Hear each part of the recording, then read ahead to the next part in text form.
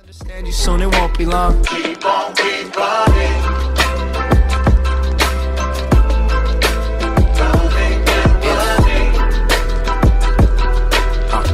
Bakit may cobra? Yung post na nakalagay March 8, 'di ba? Yung sa November 2020, November 6.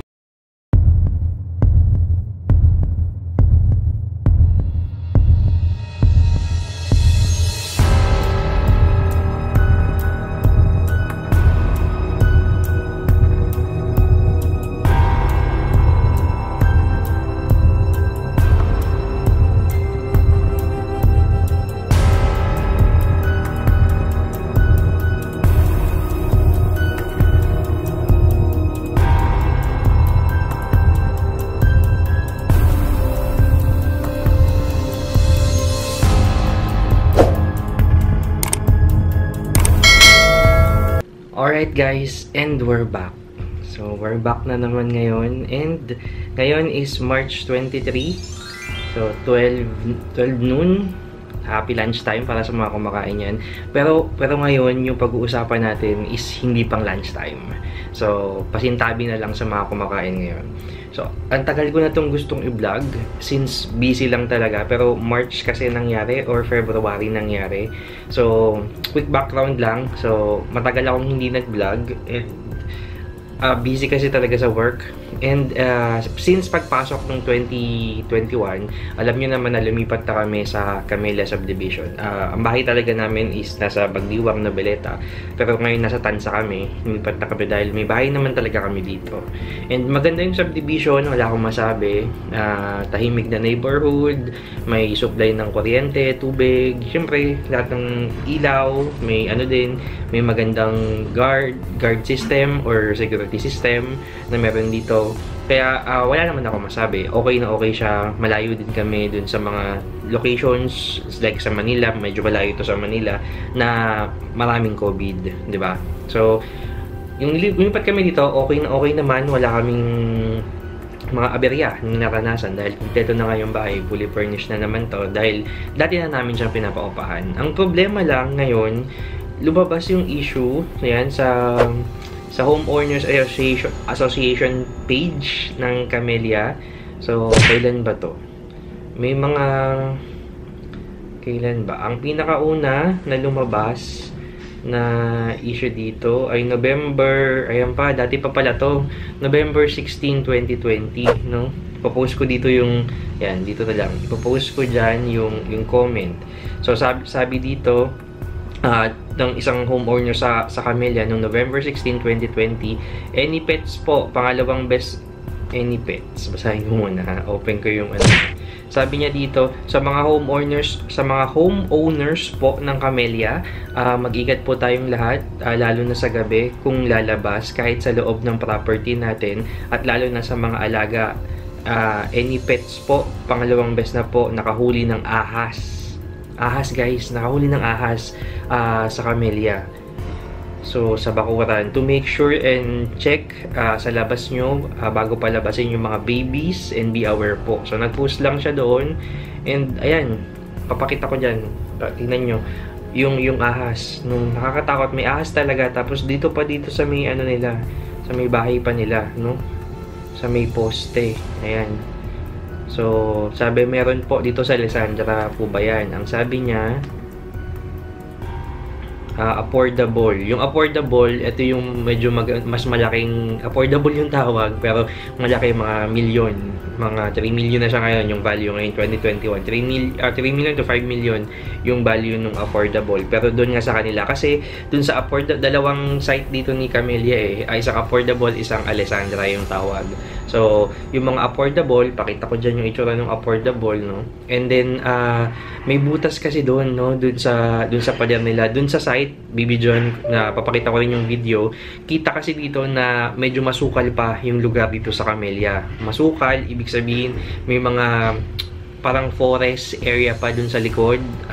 Pataniman yata yon. Meron ako nakitang kalabaw, may baka, may kabayo, may horse dun sa area. And then, nagkakaroon ngayon ng ang issue kung yung bambutas dyan sa likod o dun sa harap, kasi dun sa harap naman nagagawa si Camellia ngayon ng kondo, and dahil nagagawa ng kondo, naghukay, may tinabunan, yung mga ginagawa during construction. So nabubugaw ngayon yung mga ahas, no? Mga sawa, different type ng ahas, may cobra. Yun yung, bakit may cobra? Dito sa Camellia, nagbabayad kami ng Homeowners Association, kasama doon yung pest control and ano pa yung mga control na animal control and security namin. Pero bakit may ahas, Camellia? Bakit may ahas na nandito? Ang dami. So, ayun yung isa, nung November 20, yan yung isang na-encounter. November 2020 pa yun, eh. Yung isa, November 16, 2020 na-encounter. Tapos, nitong 2021 na, so mainit, 'di ba? Sobrang init dito sa amin, sa lugar namin, medyo mainit sa umaga, tapos ang lamig-lamig naman sa gabi. So nung pag mainit sa umaga, ang tendency kung may butas yung hole na 'yon, 'di ba? Ang mangyari, papasok dito yung mga ahas. Ano, pwede doon pumasok yung mga ahas kasi nga may comment nga dito na ang daming palaka dito sa amin. Pero ngayon wala na. So saan napunta yung mga palaka? Ang lalaki ng mga palaka. So, kinain na sila ng ahas. Ang sabi din, yung iba, dahil nga, kung dito ngayon sa construction dyan, so dahil nabubugaw yung habitat ng mga ahas, so ang nangyayari, pupunta sila dun, dahil mainit, di ba? So, umiinit, natutuyo yung lupa, tapos binubugaw pa nung current construction. So, hahanap sila ng malamig. Saan yung malamig? Doon sa ilalim ng sewage namin, ng mga septage, yung mga daanan, mga kanal. So, dito sa Camellia, maganda ang canal system. So, malamig talaga dun kapag pumasok yung ahas. Bibidyohan ko, ilalagay ko din dito, no, yung ating canal system. Maganda ang canal system ni Camellia. May grills. Ang problema, walang shield. So, pwede pa rin pumasok yung ahas at makalabas papunta sa amin. Diba? Tapos may mga tubo pa dito na pwedeng pasukan o ikutan ng ahas. Tapos, diba, na-issue ko na sa inyo na hindi naman lahat ng lawn area dito sa amin is ano ni Camellia na tatanggalan ng damo. Kasi kami dapat pala ang responsible nun. Ang mga pinuputulan lang nila ng damo is yung mga common areas. Yan. Mga common areas na ganun nga. So, imagine, di ba, snake in the village. Ang dami pa naman mga bata dito. So, March, kailan yun? November 16. So, ang next na naglagay dito, so hindi to fake news ha, talagang may picture sila na pinost nila na may ahas. March 14, meron dito, June 19, hindi yung kasama yung June. So, March 14, March 10, 16, so March 18, March 8. So, next naman natin, itong March 8, nakakatakot tong March 8, no? Pinost din to, papakita ko rin yung post dyan. Babasahin natin yung post na nakalagay March 8, diba? Yung sa November 2020, November 16, ngayon ito may March 8. Ang sabi, permission to post admin sa Camellia Group dito sa amin, sa mga homeowner, sa mga owners. FYI pala, wala pa kaming homeowners association kasi bago nga lang yung subdivision, so hindi pa nakakabuo, magbubuo pa lang ngayon, magpaparegister kay Camellia.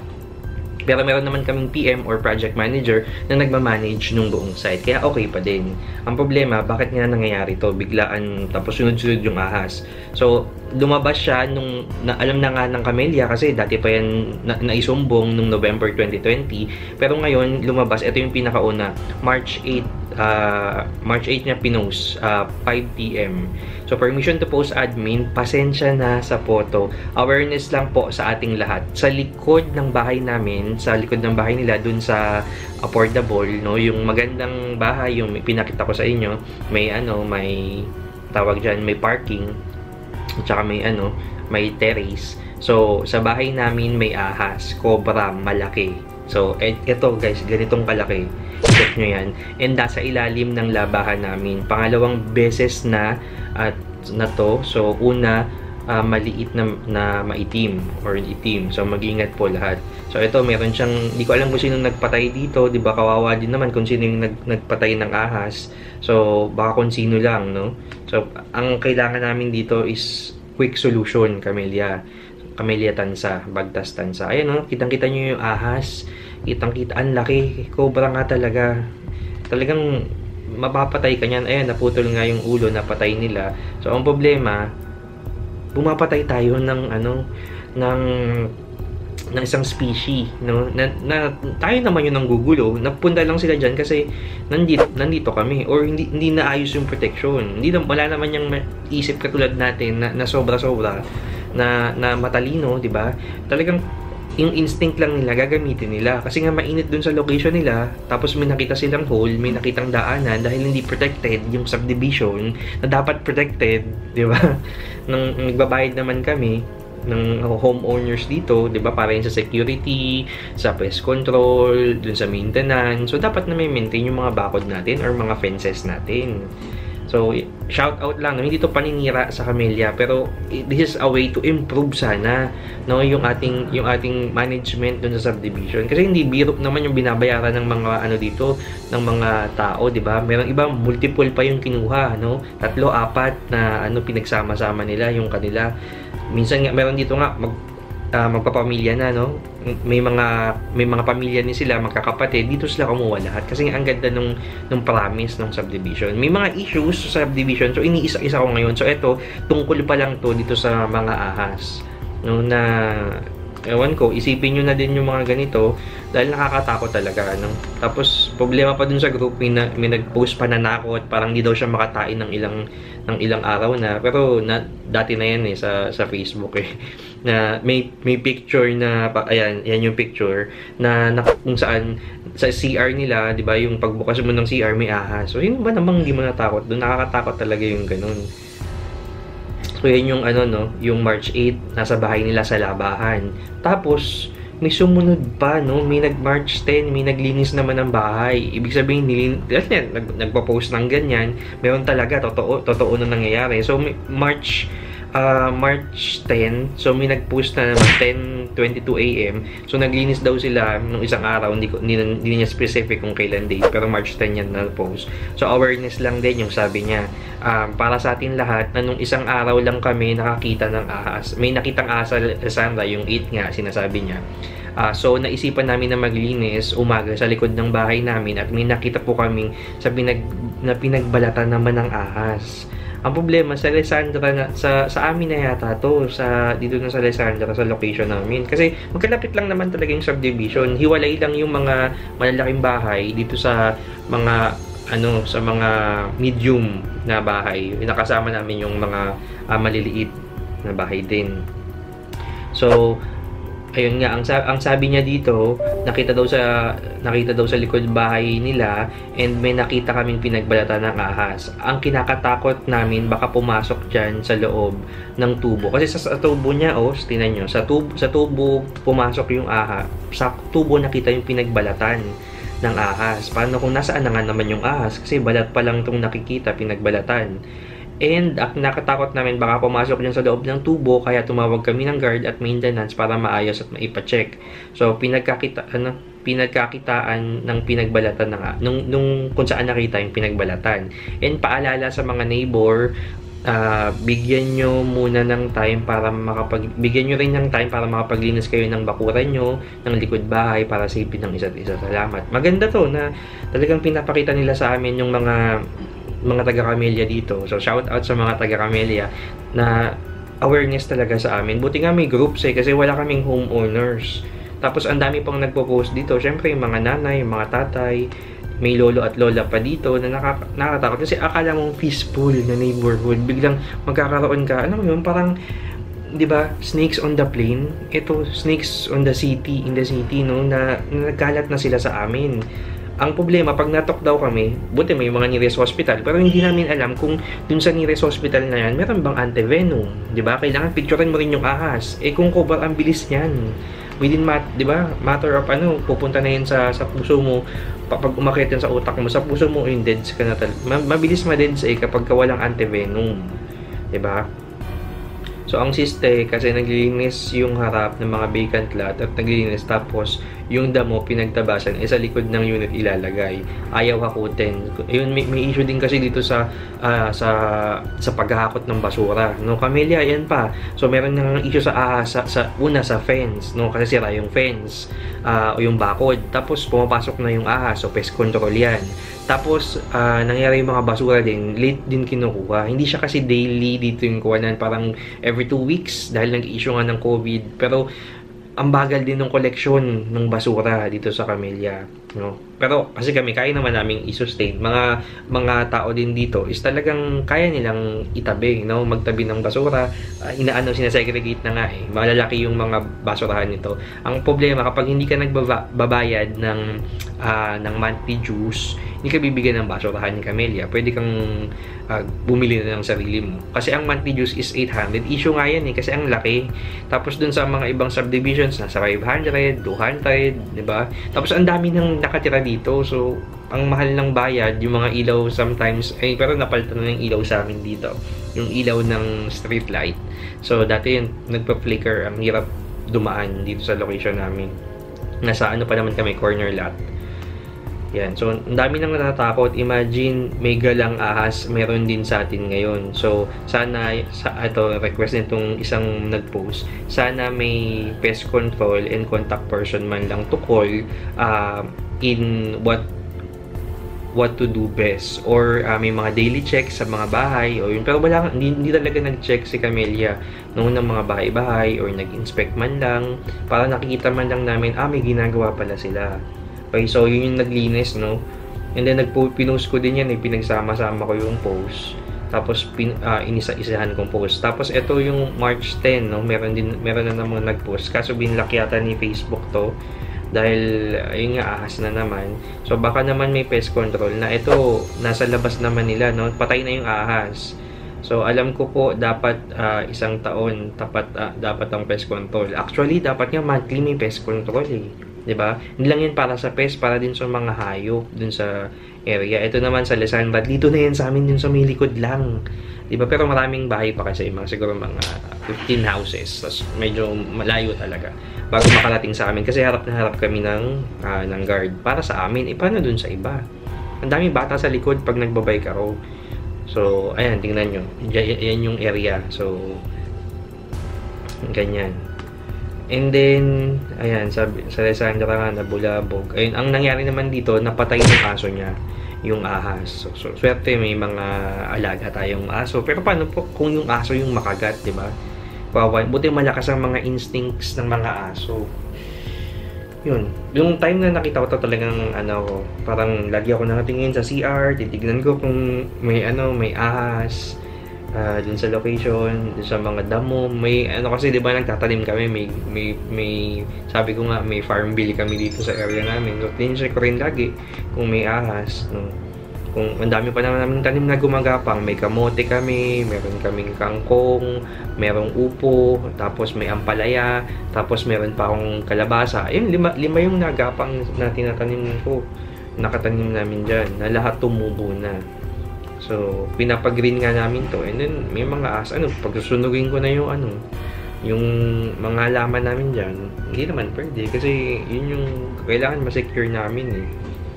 Diba? Kasi yung mga bahay na to, mga yan eh, may bakod na.